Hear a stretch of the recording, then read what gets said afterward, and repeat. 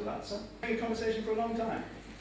A long, long time, since the mid-80s, when I was small and young and thinner. A child. A thinner postgraduate student, and was pushed by some friends to ask her for an interview for a small journal that we did, and she terrifyingly said yes, and we had to interview her, and it turned out very well.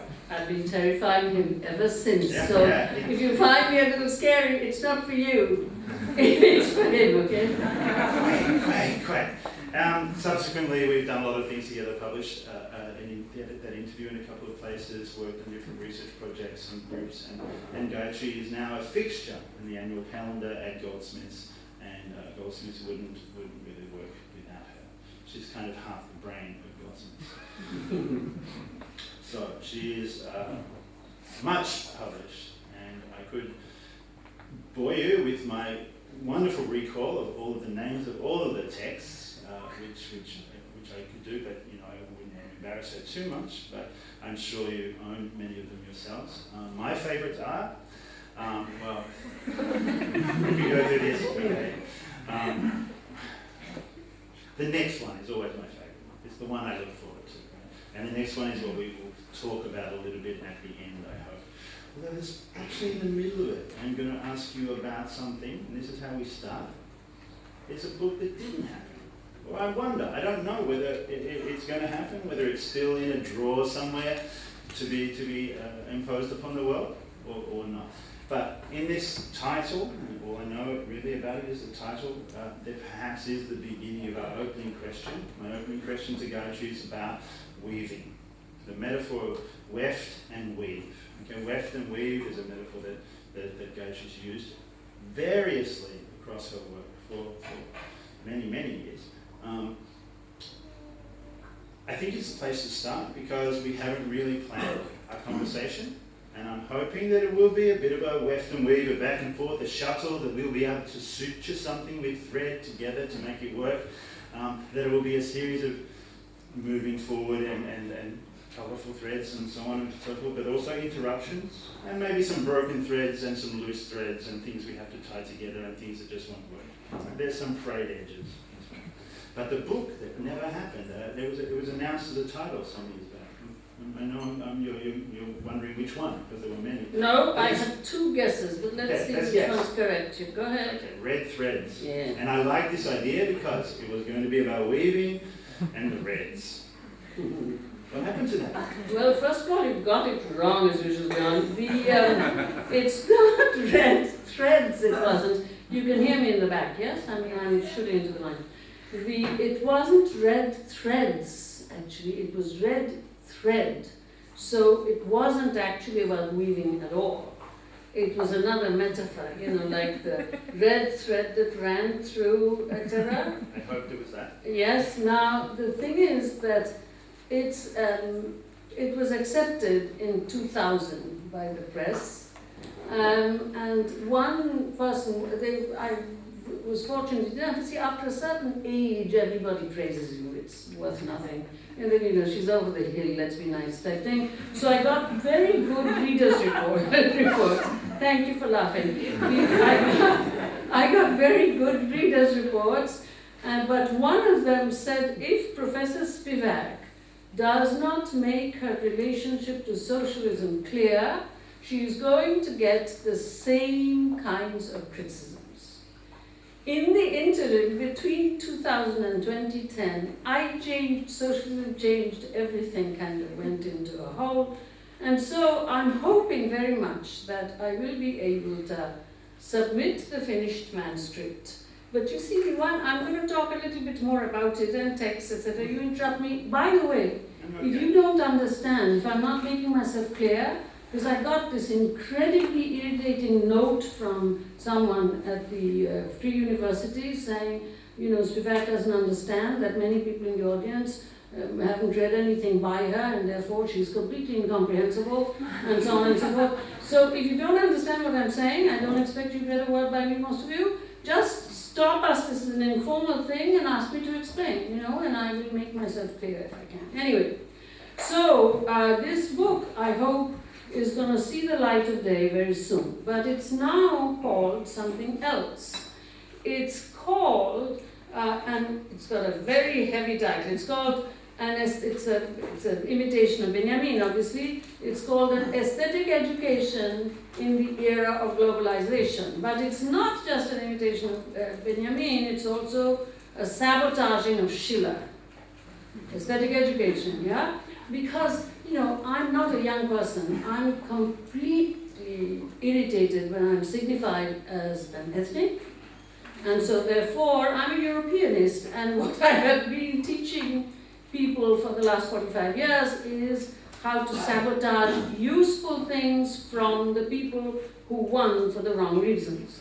So therefore, this is what the book is. Okay, so I hope it will see the light of day very, very quickly. And I will say something to you, John, about text. I made these notes on the plane. See, now I get the idea of text from two ends, yeah? One of them being from the so-called Aboriginals, because the entire story of Aboriginals in India is also rather tied up, although the government accepts it, of course, rather tied up also with the story of Aryanism, the Aryan conquest, etc. So my friend, the historian Ramila Thapar, is very careful about not just kind of shooting in the blue and talking about Aboriginals, so always quotes, please. But I used to hang out for a long time with a group of so-called Aboriginals with a heavy Sanskrit name who had been kept in that situation by exceedingly benevolent kind of feudal folks. So it was like ethnicization upon the subcontinent, and I used to walk about and I would sing with them, and they would say, Gan Bona. Gan is a common Bengali word. In fact, I've also been told that the word cognate is highly suspect, but nonetheless it is related to cantare and so on. You remember consonant shift. So Gan, singing, and Bona, weaving. Okay? Now what did they sing? They sang the oral formulaic. And in fact, most middle class folks, and I quote now my dear friend Partha Chatterjee, find the oral formulaic a bit boring. That is to say, the oral formulaic in the rural areas untransformed. World music is needed to transform the oral formulaic. Now that is one place because they were putting in new ideas. I talked a great deal about it, John. The first time that I talked about those kinds of things, which got me finally an invite from Amnesty International, that thing I did for you, Travel on the Nation in London, quite some years ago, 2000 in fact it might have been. Yeah. So that's one area from where I got the idea of text, because of course Bona, texere is to weave. That's where we get textile, so it's not just text. It's the verbal text is a metaphor, right? From textile, that because it's woven. So I got this from one end, and the other end is indeed that textile stuff. So I would say that in a sense, my real question is, how do we interweave? It's not just how is everything woven, what is a weave, etc., but how does one interweave? That one's a hard thing to do. There's a great deal of effort in the world today, especially from the top, to somehow produce something which looks like an interweaving, and we collude. But actually the rules of interweaving are exceedingly complex, and interweaving also happens on its own. You have to know the rules of both kinds of weaving in order to interweave, and in fact our knowledge is asymmetrical. Okay, so that's the textual thing. Everything I wrote on the plane is weaving itself, a text within which we weave our projects. From my point of view, that's the norm. That is to say, as we are sitting here, what is really being woven is the incredible stuff that's happening inside our bodies, right? We are not in touch with that. We are talking slow, in a recognizable and named language. You are understanding, some of you are getting bored, but the real texting is going on very differently. We can't touch it. Inside our bodies, the incredible dance, the motion inside. See, that's the real texting, and it is within that we are held. And that gives us late signals. I'm going to just tell a little story and then move right on. The story is about starlight, okay?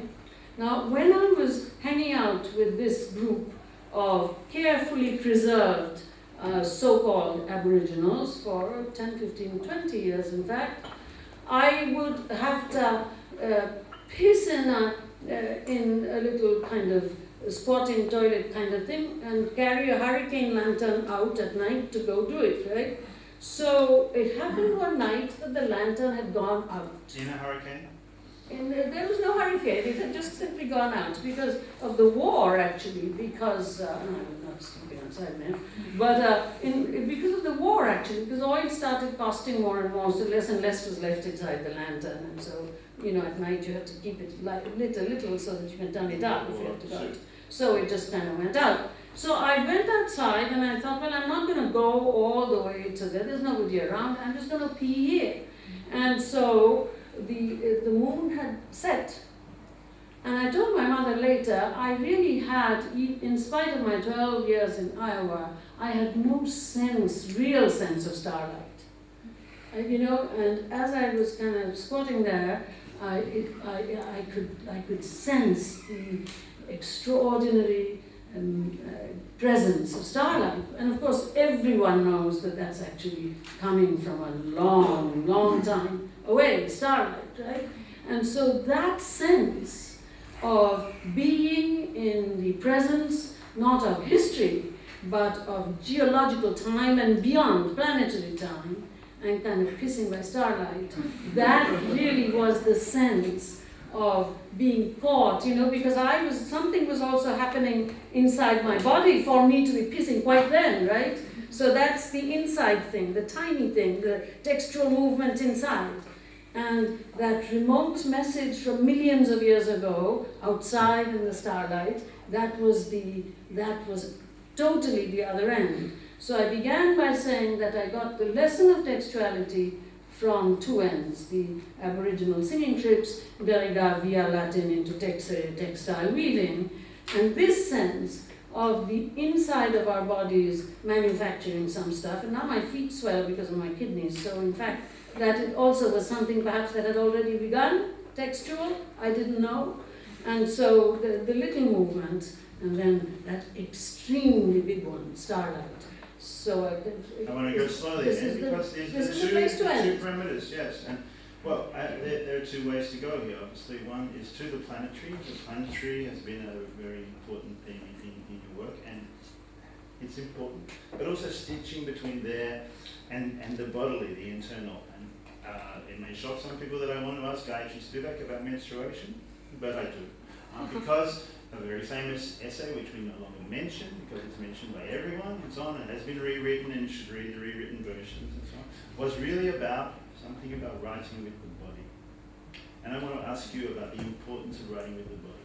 Not only because I personally have one of these, I know everyone's feeling a bit little uncomfortable about their kidneys and pissing in the starlight and so on. I want to tell you about this condition called dermographica. Do you know about this one? It's a condition that I have, many people have it, about 20% of you probably have it, where if you scratch yourself, red welts come up. It's called skin writing.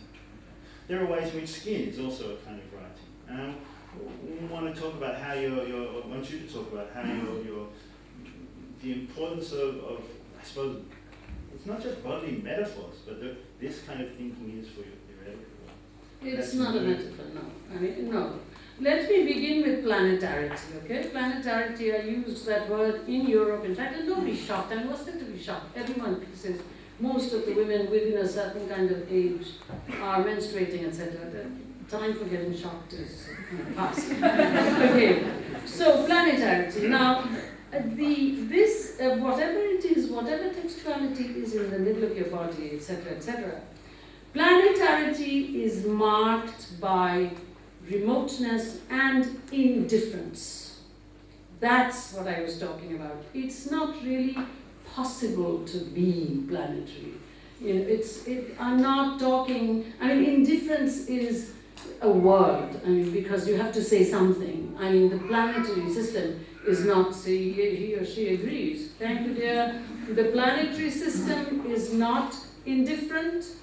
It's neither indifferent nor different or anything, okay? So it's not about saving the planet by way of our use of resources. The kind of thing I'm speaking of, the planetarity, it's the uselessness of the ethical, the epistemological, the everything. It's planetarity, it has absolutely nothing to do with the preservation of anything. And the sense of this, you cannot have really a sense of this, but it's something that, you see, I'm told constantly now in Northwestern Europe, not in Italy, not in Spain, that are not known, and I will be made known by them by translating me. I find this absolutely insulting. But the thing is, what they don't understand is that they don't have the capacity to make anything known. And knowing me or not knowing me is not going to matter in geological time. So that when, for example, Toni Morrison writes at the end of Beloved, her best book, this story is not one to pass on, just weather. She's making a kind of a pointing at this planetary thing, experience of the impossible, planetarity. When Mahasweta Devi writes about the pterodactyl, I don't know if any of you have read that story, some have. She's again, the pterodactyl does not communicate or anything, and it's not real anyway. And so on the other hand, so she's also kind of pointing at the impossibility, that experience of impossibility. This saving of resources is a solid thing, but it's got nothing to do with what the word planetarity kind of marks. That it's not even a word really. But I will say one thing, that this kind of intuition of the sacred from our end, the planet ain't sacred, but from our end it can be an intuition of the sacred, useless and so on. Being good and bad is the same at this kind of, with this kind of perspective. On the other hand, in view of this impossibility, you do what is right or wrong. Those of you who were present at that workshop at Goldsmiths, see, this is what I was not getting said, because I kind of thought that my friends at Goldsmith kind of knew that this is where I come from, if you can come from such a place. And there was a young man who was teaching me the lesson of everything being different and so on and so forth, and I was very embarrassed. And I said, been there, done that, but actually you can't be there, do that in the planetary. It's just... But having said that, one must still make a very deep distinction between wanting to save the planet, as we say, and sustainability. Sustainability is bad news. I'm not going to talk about it now, but I'm going to keep this answer to these three things then. Planetarity, not a thing. Saving resources, it's not a planetary thing, but not a bad thing. Sustainability, a poor idea.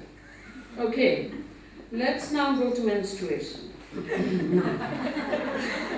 me... It's the two ends. Huh? What? Is it the two ends or is it No, no, no. Also, why is that funny, is what I asked. You see, one of the reasons why I can't write my memoirs is that it is still, these kinds of things are still considered for some reason funny. Remember what, given that I was born in 42, and I come from the pre-AIDS generation of feminists. In order for me to write my memoirs, I will have to write about a certain kind of taking on of the commodified heterosexual market of sexual intercourse that would seem like a joke today again.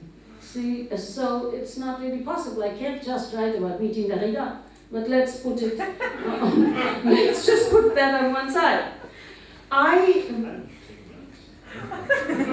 was wondering why you weren't writing. I say again and again that gender, not gendering, gender is our first instrument of abstracting. Gender is our first instrument of abstracting, I say. And as I carefully wrote down, because I have learnt the lesson of this Berlin person, I wrote down I mean something like gender in all languages. I don't mean the crazy thing about there's no word for gender in our language, therefore.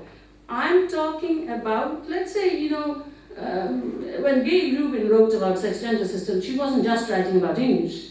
So let's say that if we had the ability really not to be just anthropological, but to genuinely enter into the lingual memory of a couple of languages that I don't think cultures can be known, by the way. Languages cannot be known, but one can try to enter the lingual memory.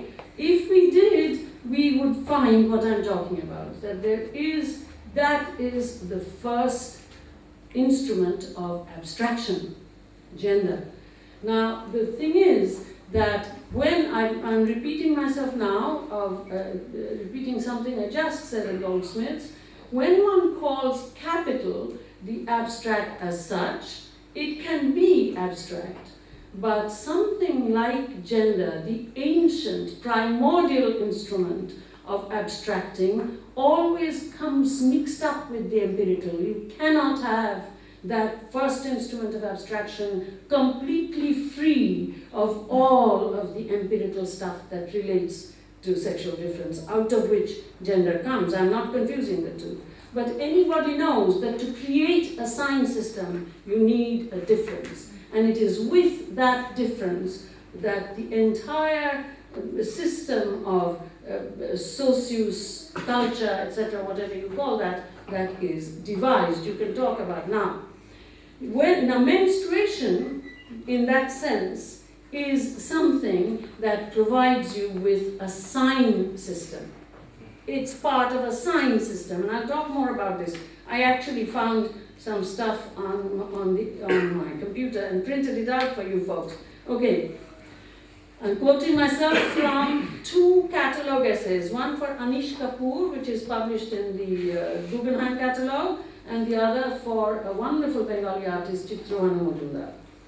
I write, there are signs and there may be traces.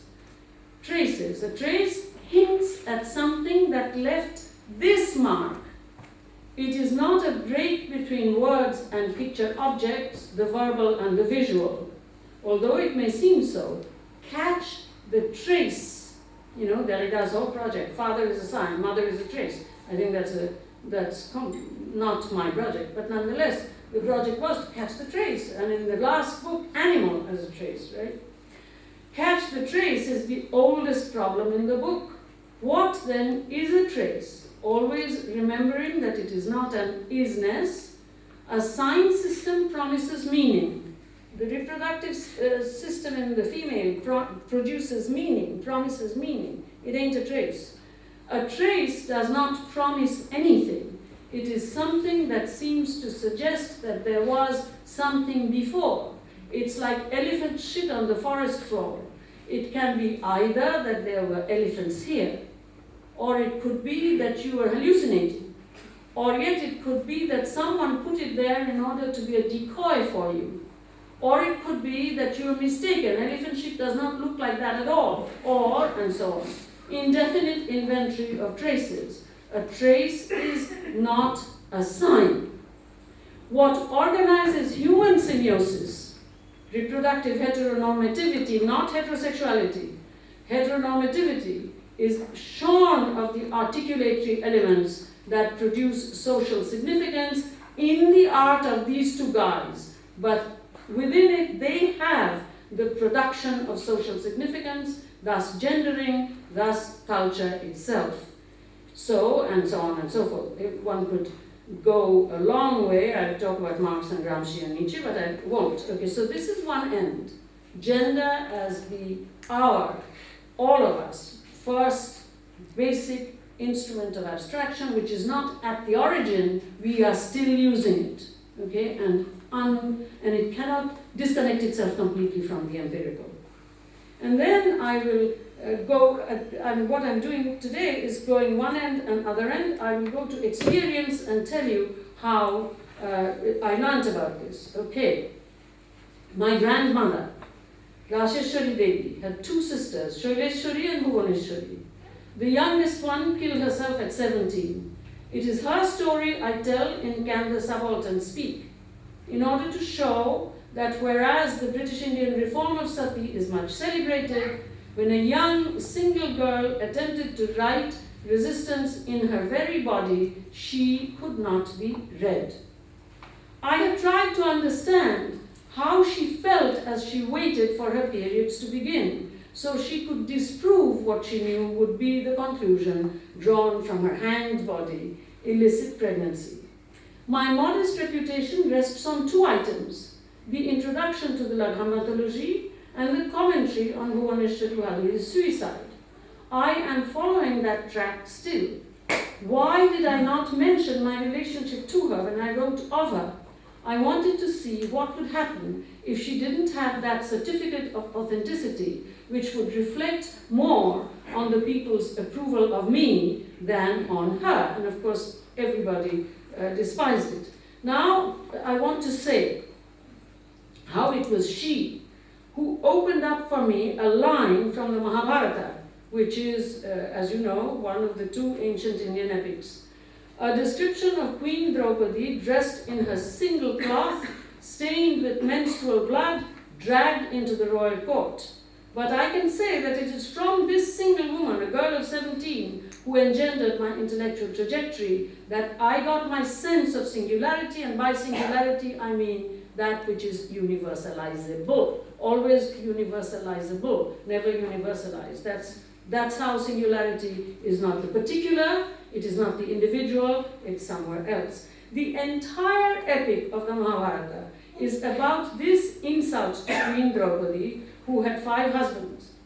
And in the beginning of the Mahabharata, because it was an oral formulaic epic and each bard had to know the whole story, the entire story is given in the form of a young boy telling it to the blind king. And in that story, again and again, we hear that all of the disaster happened because a woman was brought into the public sphere while she was menstruating, while she was in her feminine nature or Stri Dharma. That's the whole story behind Bhuvaneshwari also. Now, there is one adjective that is used to describe Queen Draupadi as she is in her blood-stained clothes, cloth, single cloth, in the court.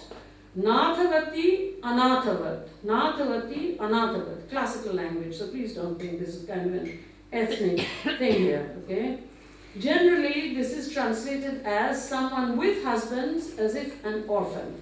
Natha actually means Lord. I translate it differently, and I am the object of opprobrium from the traditionalists and the racists and the horrible guys, as well as the resenters of theory, the self-proclaimed activists, as well as the folks who are in the traditional camp faulting me for being too European.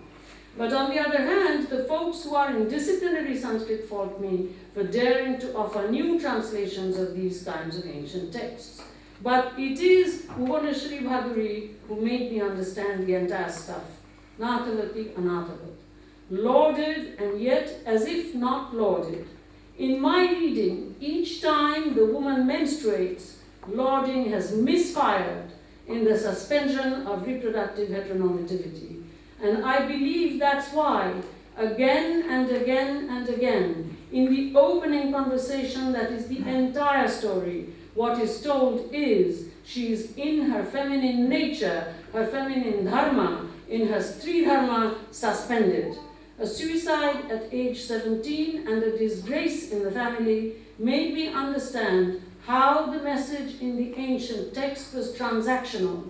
She became my allegory of reading of a powerful woman moment in my past that slowly led me to understand, however theoretical it may seem to you, and Melanie Klein is somewhere in between, that it is through gender where the actual inscription comes really in menstruation and not the sudden coming forth of sperm, that mankind learns how to abstract so that the socius can be established. That's my menstruation. I want you to explain more. I mean, in some ways, this leads to the next thing, but in a way, I want to stay with this a little bit longer. The next question that I want to ask has to do with changing minds and patient work. But I think what you've been showing is concern to explain, hints that will go elsewhere, but you interrupt those, because there are many ways we can follow things up.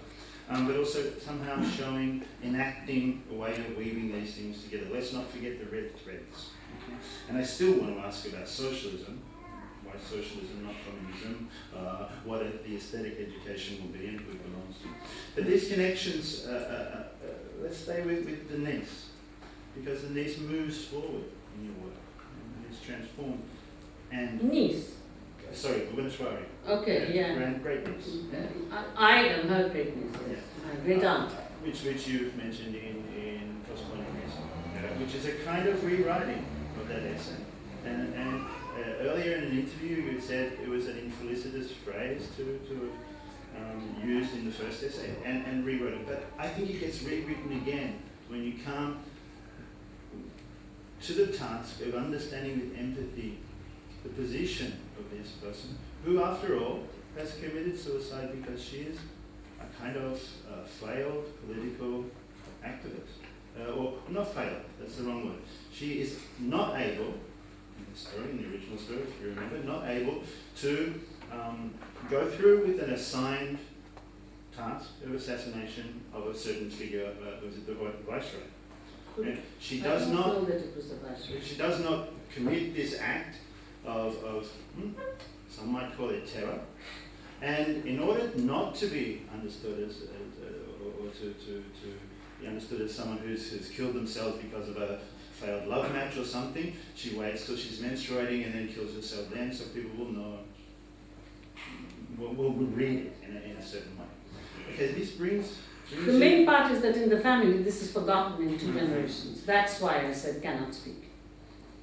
I don't want to get into the cannot speak thing because it's been churned over. Yeah, but I just wanted to say it because people thought that I had said that no subaltern can speak anywhere in the world. It was said because inside the family, when she left a letter and waited to menstruate, educated women forgot this and thought that it was an illicit love affair. That's why I was so enraged. But what I'm interested in now is this story moves forward to your work on sort of a work of trying to find a way to empathise, and this is very difficult, to empathise with the suicide bomber today. Right? And this I've talked about this elsewhere, and it's something that people find quite shocking, quite difficult. And it makes me want to ask you about this phrase that you repeated and for you to unpack it. It's the patient work of wanting to rearrange desires. Changing minds, patient work, this concern of moving people into thinking, No, empathetically, or to put yourself in the place of the suicide bomber.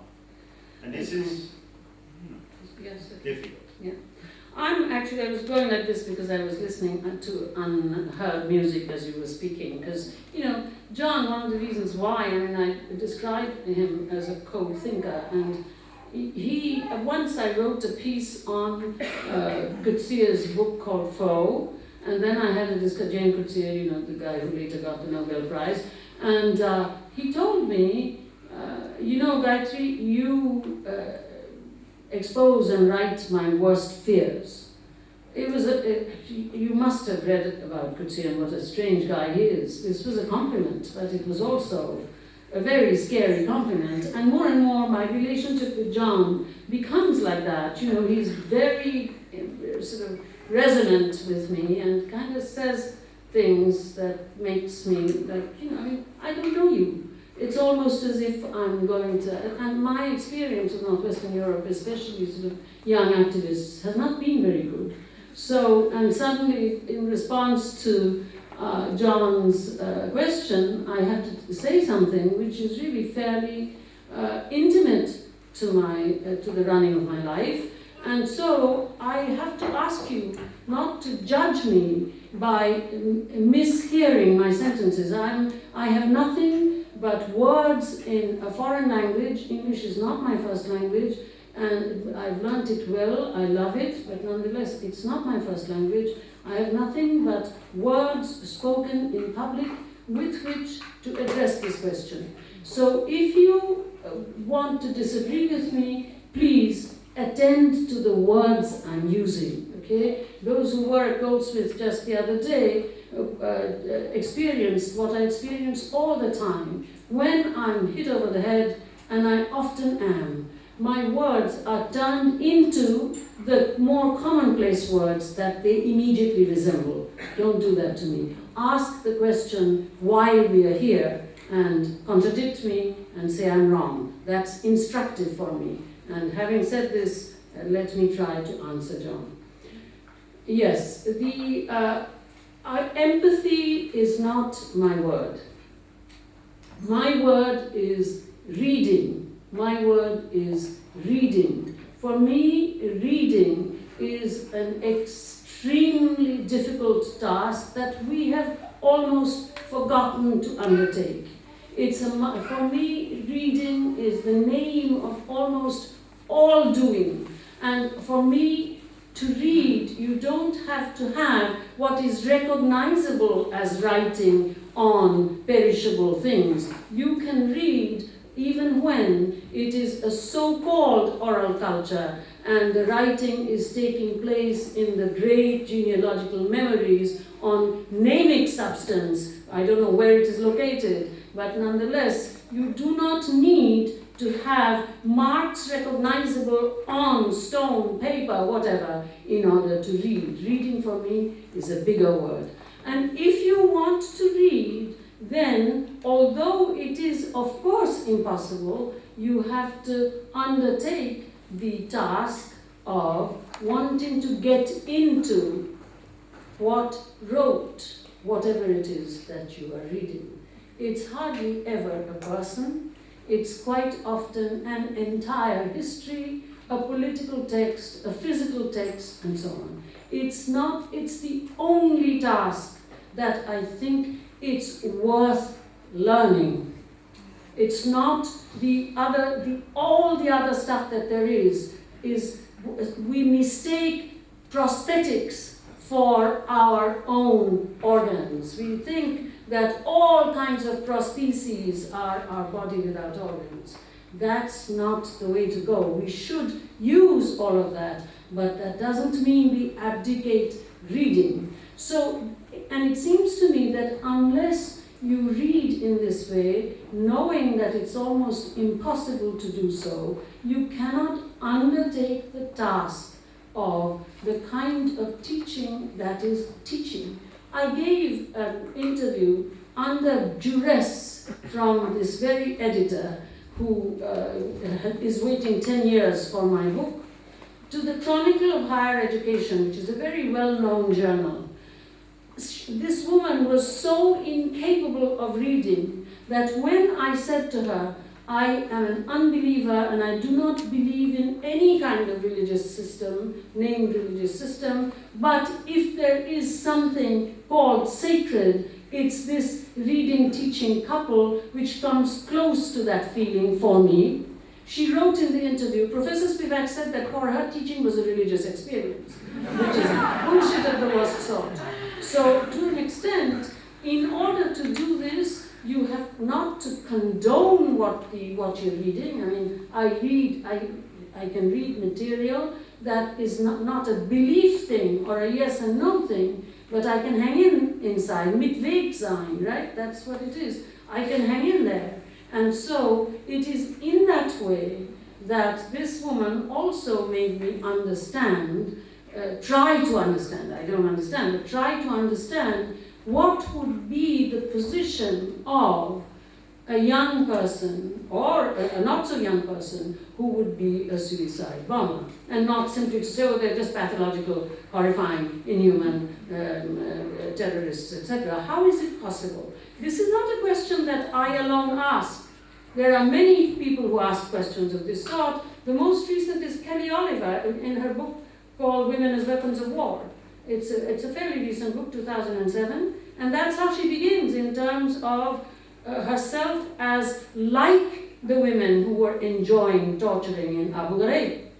So to an extent, this is the reading impulse. That's where I came in. That's what you were talking about, and that's what I'm trying to answer. It's got nothing to do with endorsing anything. I'm a pacifist, number one. Number two, this uncoercive rearrangement of desire. This is my understanding of what a teacher's task is. When I say, now remember, everything that I talk about is more or less impossible. Because it is really, if anybody has read Marx's third thesis on Feuerbach recently, they will see quite clearly stated the impossibility that I'm talking about. It is almost impossible not to be coercive even when you are most benevolently changing people's minds. It's not coercion, recognizable torture-like coercion, but it's a kind of jollying, sweet, isn't she a charismatic teacher type coercion, okay? So, I mean, the more people say charismatic teacher, the more this unrecognizable coercion comes into play. But you must try not to coerce. How do you try that? By getting to know, read, not in a psychoanalytic way, knowing that it's impossible agentially, the pattern of desires that you're dealing with, so you can shift them, rather than say, I change minds, as many teachers do. Changing minds ain't that easy. So that you can shift them, rearrange them, but it really requires knowing the group that you're dealing with, which is why I'm so fearful of you. I don't know you. I can't do anything with you. So therefore, I'm at your mercy. But that's my feeling about teaching uncoercive rearrangement of desires, basically an impossibility. Consent, Pace Gramsci, is not what I'm talking about. The final thing about it, of course, is that whatever you plan, something will have happened that you cannot anticipate. It is in that hope that you teach, because coercion comes in anyway. You wait for the unexpected down the road, and that is the future anterior, the past future. Something will have happened, and maybe even when you're not around. So that's the whole picture, as it were. Again, my answer is a little bit longer than it should perhaps be, but that's his fault because of the nature of the questions. You asked an easy question, boy, and I will speak for 75 seconds, but please. Okay, why socialism, not communism? Why socialism? I think of your recent text, Other Asians. There was a typo in there that I thought was really interesting. You wanted to say the Communist Party Marxist, and it came out as Community Party Marxist. And I thought, yes, you've got it there. But it was unintentional. Yes, because I'm only a bird in a gilded cage. Joke? Thank you. I'm only a bird. Can I also remind you of the phrases that one of the things Gayatri does, a scrupulous declaration of her interests so that we can see how this is working. But I wonder if... I'll tell you. My understanding is that socialism is doable. Communism is fightable for, but not doable. And I believe it is because of what I have learned from Gramsci and in a roundabout way through being a feminist and knowing that RHN, reproductive heteronormativity, is much, much bigger than political systems. People on both sides are caught in it. Now, socialism, I say, is doable because I feel that it would be doable if what Gramsci, sitting in his jail cell, was thinking about were possible. It's becoming impossible because of digital idealism. I'm not a technophobe, but nonetheless, it's becoming impossible. But Gramsci, when he was writing about a critique of contribution to the critique of political economy, wrote a sentence which is all over the place, where he writes very quietly that Marx's project is not only moral and psychological, not using the word political, but also epistemological. In other words, rearrangement of desires, persistent rearrangement of desires, because every generation needs, this is a persistent thing, so that you can create a situation of citizenship where, in fact, the citizen supposedly is able to use the abstract structure of the state as if it were an instrument for him or her, but imperfectly. That kind of basically welfare state socialism, which is not really a very noble kind of ideal, is something that I, as a minor cultural worker in the world, can move for, given that I work for electoral education in supposedly the world's largest democracy in India. Whereas communism seems to me to be a very much nobler idea, which one can fight for, but which in fact will be contaminated by vanguardisms of various sort if it were thought of as an actually existing thing. Small examples are cited from time to time, but it does seem to me that communism is something we should aspire to, we should think about, we should think about philosophically, but I don't believe that it is something for which we establish blueprints because it is so open.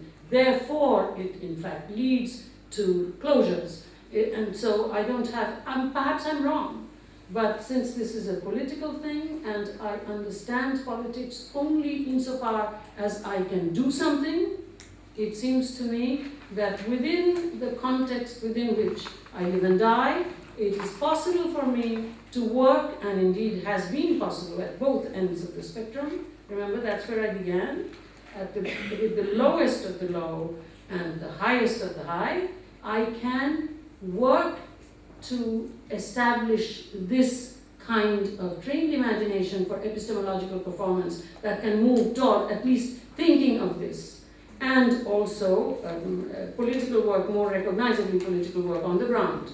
Whereas the other one, I don't think I really have ultimately the conviction that would say that such a thing should in fact be brought into, communism for me is something like justice. That is to say, excuse the word, undeconstructible. That wonderful sentence of Derrida's. It is just that there be law, but law is not justice. That's the difference, if you like, between socialism and communism. You can't do justice. I'm glad I thought of that one, because I think it really just came to me, but that's more understandable, isn't it? Okay. Why don't you ask me a question which like that? Yeah, because it's hard. Look, Because, an hour has passed, We're going to man. stop so we can talk, yeah. I wonder if that you just narrated is the interweave that is the aesthetic education, between those two things. What I really like is this lesson, caution, that you not read Marx or Capital as a blueprint for how communism should be. And I want you to say a little bit more about how the project is epistemological, what that means, unpack that. How do people construct objects of knowledge? Das ist alles? Yeah. That's how you teach people, don't you? That's what you do.